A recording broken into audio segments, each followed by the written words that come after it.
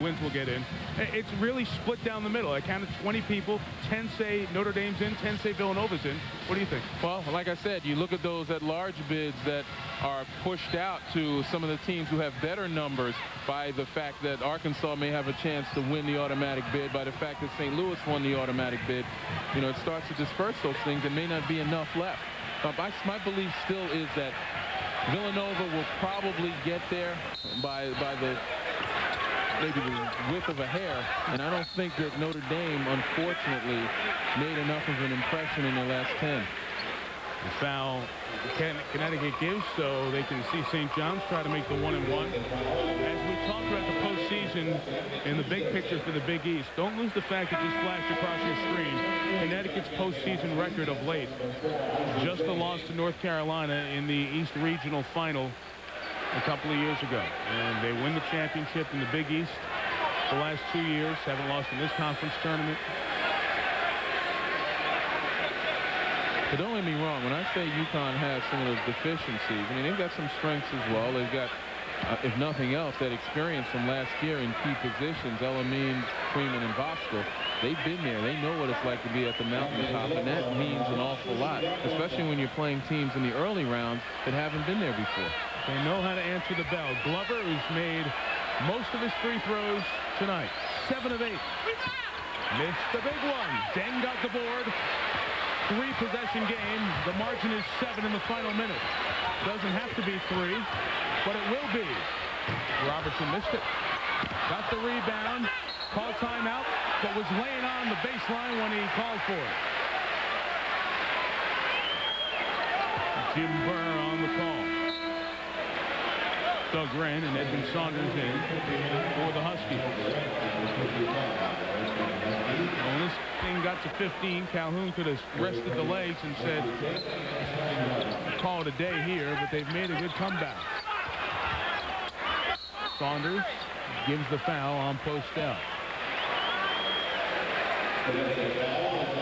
Wonder if St. Louis, as you see, a winner by playing 4 games in 4 days, and Connecticut will get the benefit of the extra rest if the selection committee will let these teams play on Friday, Sunday, not Thursday, Saturday, since they had the large mountain to climb. Speaking of the mountains, Mountain West title game coming up next.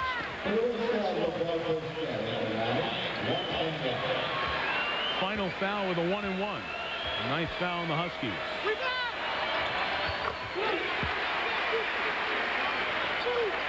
Lenny, what does a title like this mean to these guys? I mean, they're both going. Their seed may be slightly changed, but as Jim Boeheim said, every second-round game could be won by anyone. This tournament is so wide open this year. Well, this particular championship means an awful lot to the seniors. Obviously, Chudney Gray, Bootsy Thornton, you know, they want to leave a legacy here. They've been here. They've competed hard. You know, this is the first time St. John's has won, as you mentioned, since the mid-'80s.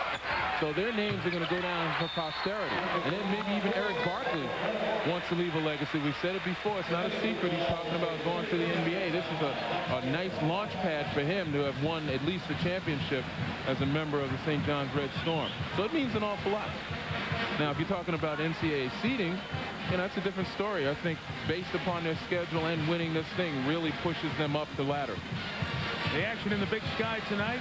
Northern Arizona was a surprise team to get past Eastern Washington, and the Lumberjacks are going to take on the Matadors of Cal State Northridge. They upset Montana in the semifinals. That's the Big Sky title game on ESPN2 in about 28 minutes. And those of you joining us to check out the Mountain West Championship game from the Thomas & Mack Center. Just in the shadows of the Strip of Las Vegas. Bob Carpenter and Jimmy Dykes come your way momentarily. 2-possession game, 40 seconds. UConn try to deny the inbounds, and they give the foul on Eric Barkley. That's the 10th on the Huskies, so it will be 2 free throws for Eric. It's interesting that you talk about Barkley and Elamine, sophomore and junior, and most of the people who follow these programs pretty closely think that this is the final 38.8 seconds of their Big East careers, that neither will be back next year.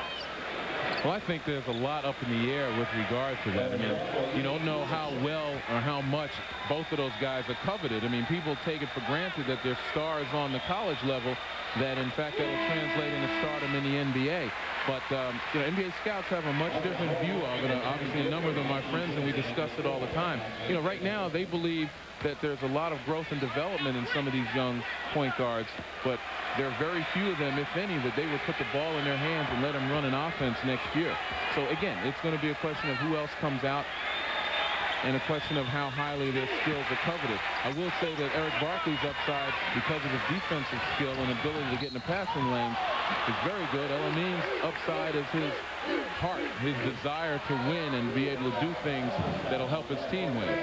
Postel's foul is fourth. 2 free throws are coming because it's 10 on St. John's.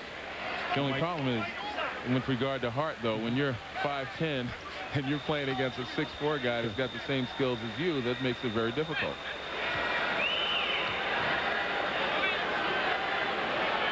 I think Bosco has been one of the most enjoyable players to watch his development and effort, and also the way he carries himself over these 4 years.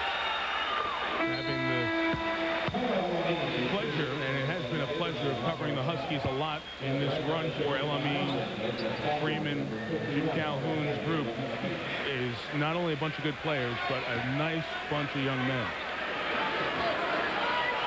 7 points with 35.4 to go. If this goes, it's a 2-possession game once again.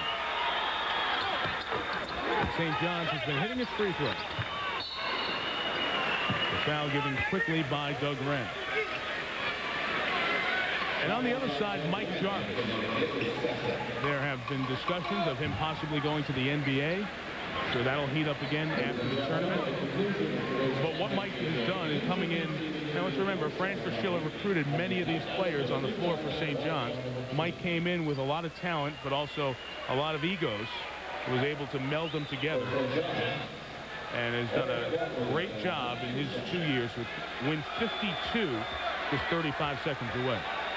Well, the thing that Mike's been able to do is to get these guys to buy into his system. Over the last couple of years, you've seen that tremendous unselfishness out on the floor, the ability to look for the better shot. If I don't have a good shot, I'm going to find someone who's a better. And if I have a pretty good shot, I'm going to get someone an even better shot. What's he trying to say? little marketing action by Eric Barkley.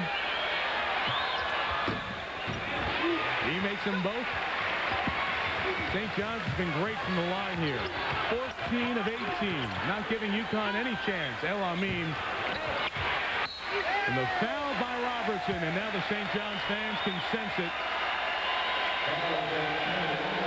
Looks like they'll stop the UConn reign and win a Big East title.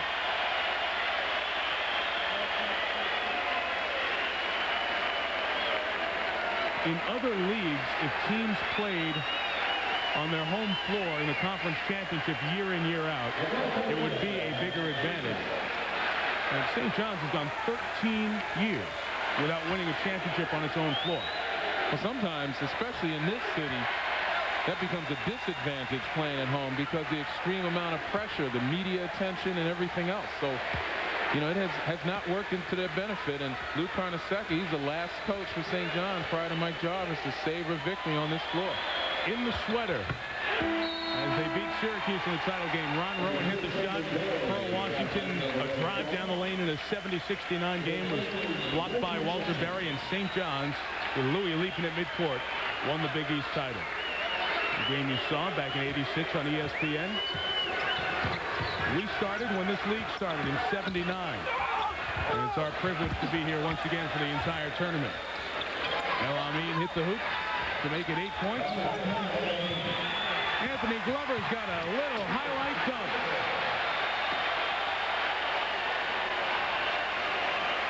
How fitting for Anthony Glover to put the exclamation point on there, since he's the guy that got him to this final game. They've survived the storm.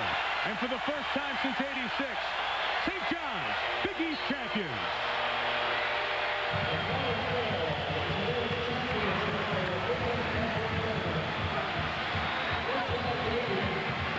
Bootsy Thornton's the MVP of the tournament on the all-tournament team with Barkley and Postel.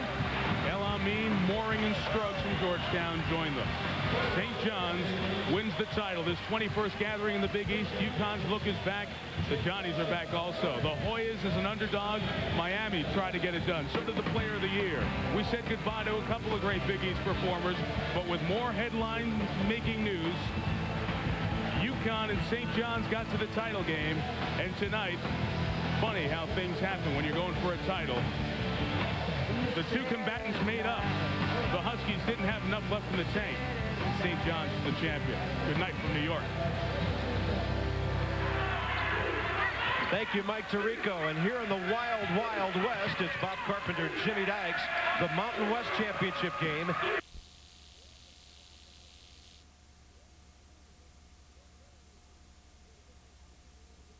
And stroked it.